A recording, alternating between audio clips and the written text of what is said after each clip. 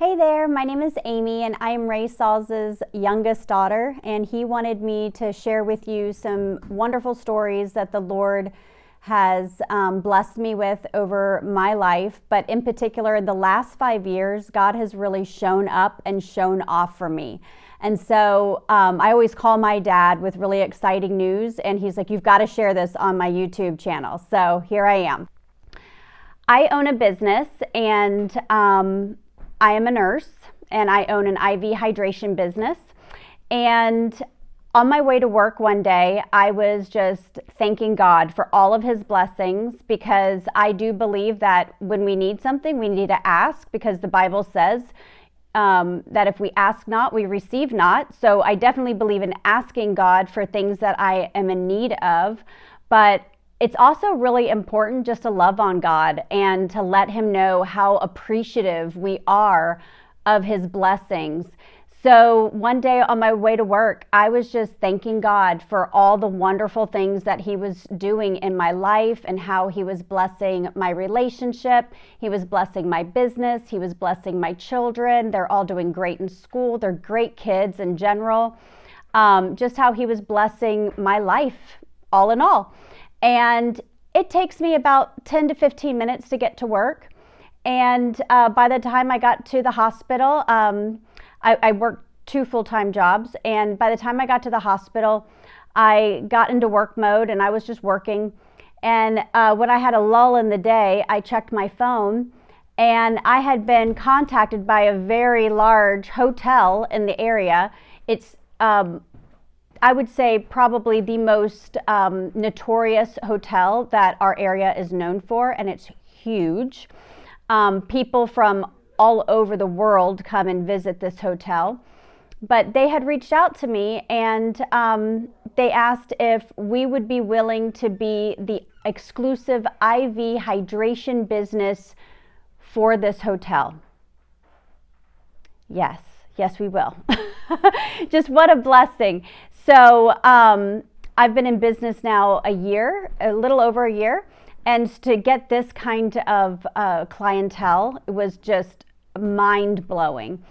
So I was just so excited, and when I was talking to him, the gentleman that represented the hotel, he was saying, well, we're going to make an ad for you, and it's going to be on this digital kiosk right when they come in, and it'll showcase your services, and there will be no other IV hydration businesses that will offer services at this hotel.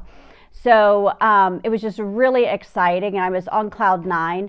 And not even an hour later, I get an email, and it's from a marketing company that said, hey, CVS wants you to have a kiosk in the front of the store and showcasing your IV hydration, but more importantly, your weight loss, because we also offer GLP-1 weight loss peptides. And so I was just like, what? Okay, CVS, like that's a big deal. And this particular CVS saw 50,000 people a month. So I thought, wow, like we were going to be right when they walk in. They're going to see my face, my business, know what we can offer, and just a great impression for that person right when they're walking into CVS. So later in the day, I get a phone call from a very well-known university's football team. They wanted to utilize our services. One of the coaches wanted and needed weight loss solutions. And so we were chit-chatting, and he said, I'd really like to explore utilizing the IV hydration for my football team. And I thought, oh my gosh, because where I live, football, this particular college, it's a cult. So everybody follows this team, and it was just mind-blowing. And as I was telling my best friend, and I was telling Dad, I'm like, golly, what in the world? And it's because I loved on God. I let him know how thankful I was, and how I just was acknowledging his blessings in my life. And he in turn just said, thank you. Now let me really show off for you. Because I think it's so important as Christians. Like I said before, it's very important to go to God when we have needs. But it's also so important just to show our gratitude. And I heard it once saying, it's so important to seek God's face and not just his hand. And that really resonated with me. And just some other things. I know my dad has shared miracles in his life and in our lives, but I have so many. I could probably fill an hour. But I remember when I was going through my divorce, and it was probably one of the hardest times in my life. And I had quit my job. I have a master's degree, and this is before I was a nurse. I had quit my job because of the circumstances of my divorce. It was just a little too close to home for working, and it was causing me a lot of anxiety going into work just because of how and what happened with my divorce. I was scared that personal things with my now ex-husband, would come up at work. And it was just causing me a lot of anxiety, and I was having near panic attacks at work every day going to work. And so I quit my job. I just felt, Aimee, you need to quit your job. And so I quit my job. I had always worked. I've never been unemployed. And I worked at the time in public health, and this was 6 months before COVID. And I just thank God that I got out of public health before COVID hit. And I started teaching at a local college. I was teaching public health, and I really enjoyed it. And as I was talking to some of my colleagues, I knew that our house was on the market, and we were going to have to pull our children from private Christian schools because my ex refused to continue to pay for that education. So he really was advocating for them to go to public school. And I was just really nervous about it. But I just kept praying, and I knew that God would lead us to where we needed to be. And I had applied for, and I'm not exaggerating, thousands of jobs, and I could not find employment. And I was working part-time as an adjunct professor. And I was like, well, I guess this is enough for now. And my colleagues told me, if you want public school and if you want good public schools, these are the two areas you need to go to. So I looked at one of the areas, and I knew I couldn't buy a house because I wasn't working and I wouldn't qualify. But I was looking to rent. And one of the areas, it was just too pricey, and I was like, I can't afford that. So I went to the other area, and I found one house that I really, really liked. And it was within walking distance of award-winning schools. It was just a sweet, quiet neighborhood. It was exactly what we needed. And I got distracted at work, and I came back a couple hours later, and I went to look and apply for this house, and it was gone. And I thought, oh shoot, somebody's rented it. So I kind of forgot about it, and I just kept looking and praying and thanking God and just trusting him for the process. About a month and a half later, we found out we had a contract on our home, so I was going to have to move within the month. And it was right before school was about to start in August. So I got back on Zillow, and I was just looking for houses to rent. And I found that house again, and I thought, oh, great, it's back on. So I called the landlord, and I said, I'm really excited. I saw this house about 6 weeks ago. What happened? And she said, oh, the job fell through, and it just didn't work out. So I'm putting it back on the market. I said, well, I would really like to apply for this house. And she kind of laughed. She goes, yeah, I bet you would. There's about 50 people ahead of you that have put in applications. And I'm like, oh my gosh, okay. So I had been praying, and God knew my budget was $1,500 a month, and that's all I could afford. I was not yet receiving alimony or child support. I was still just working for the college. And this house was $14.95 a month. And I thought, okay, this is what I can afford. So I said, I really need this house. And I said, I'm a single mom to 3 kids. They're about to start school. What can I do to get in? She said, well, tell me why you need this house so bad. And I did. I shared my story very briefly. And she's like, all right. And she said, what's your credit? And I told her, and she was like, whoa, that's great. And I said, yeah.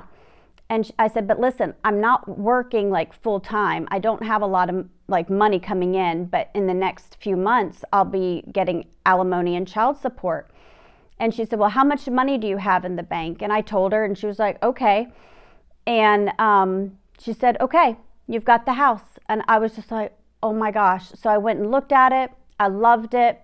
It's significantly smaller than my other house, but we moved in, and a week or 2 later, my kids started school. The night before the first day of school, I was praying, and I said, God, I really need some cash. This move has kind of tanked me because, as I'm sure you know, when you rent, you have to put first and last month's rent down. So that was $3,000. And then you have to move, and that's expensive, and then start up utilities, and just it's expensive. So I said, God, I need some money, and I need it now. And that night, the kids and I were watching TV on my king-size bed, and we were just watching TV, and it was raining outside, and we heard boom, and we all looked around. We're like, what in the world? And I said, I think lightning hit the house. So I went through the house, and everything upstairs was fine, but I went down into the basement, and all the light bulbs in the basement, in the laundry area, they shattered, and because they were just hanging bulbs. And I was cleaning up the mess, and I went around and checked outlets. Everything looked good, and I thought, okay. So the next morning, it was the first day of school. I went out into our garage. I had 3 deep freezers and a refrigerator. And we had moved from a farm, so we had beef, pork, and chicken in these freezers. And I had food in the fridge outside for excess food. And I went out to get some bacon to defrost for their breakfast. And I realized none of the freezers or the refrigerator were working. And I opened my freezers, and they were defrosting. And I thought, oh my gosh, and this is thousands of dollars worth of food. And I was kind of freaking out. So I got them off to school, their first day of school. I called my landlord, and I said, what do I do? And she said, do you have renter's insurance? And I said, yes. She said, call your renter's insurance company and tell them what happened. So I did. And they said, okay, what are the model numbers and makes of these freezers? And I shared it with them. And she said, the lady said, well, how much did you pay for them? And I said, oh gosh, I got them on a yard sale page on Facebook. It was like maybe $100 for this one and $150 for that one, like not much. And she said, no, we have to replace them at the value of what it would cost you to go out and buy new ones. And I said, oh, okay. And so she quoted me some money, or an amount, and I thought, wow, that's a lot. And she said, how much food have you lost in your freezers? And I said, well, depending on when I'll go get the freezers, I said, I've got literally thousands of dollars worth of food. And I said, but I think if I keep them closed, I can go get 2 more freezers and consolidate. And I don't know if I'll lose anything. And she said, we'll say $1,000 for loss for that, for the food. And I said, okay. By the end of that phone call, by the time I hung up, my insurance company had already direct deposited into my account $2,300. And while it was a pain in the butt to go through all that, God used a thunderstorm to get me cash. And he just keeps on showing up like that, like throughout my entire divorce process, which took about 2 years. he just kept on doing things like that. For instance, I didn't have any money coming in, and I had my personal property taxes came in, and I owed $467 on my personal property taxes. And I thought, geez, I don't have any money coming in. I wasn't working, and I thought, oh, I was just angsting. And so I just started praying. I said, Lord, you know my needs. You know that whatever money I ever do get, I tithe on it. And in Malachi, it says that as we tithe, you will open up the windows of heaven and pour out such a blessing that we can't contain it. So I just spoke the word back to him, and the bill was due in 30 days. I had prayed about it, and I just put it out of my mind because I knew somehow I was going to get that $467. 3 weeks later, in the mail, I get an insurance check from 5 years prior. We had a nanny who had been driving our Mazda SUV with 2 of our 3 children in the back of the car. And they were little, and they were all in car seats, and she fell asleep behind the wheel. And she totaled the car. And the insurance company wrote me a letter and said, we just realized that 5 years ago when this happened, you never cashed this check. So here is a check for $516. 5 years later, this check shows up, more than enough to pay for my personal property taxes, but from an accident that happened 5 years ago. And the insurance company was like, oh yeah, we just realized you didn't cash this check. What? Who does that? You know, God does that. I don't know. I just have so many stories like that, especially of provision in that season, because I had to rely on him so much. All I can say is that if you tithe, he will bless you. I'm scared not to tithe. I tithe now. I tithe on my income from my hospital job, and I tithe on my business, what it makes every month.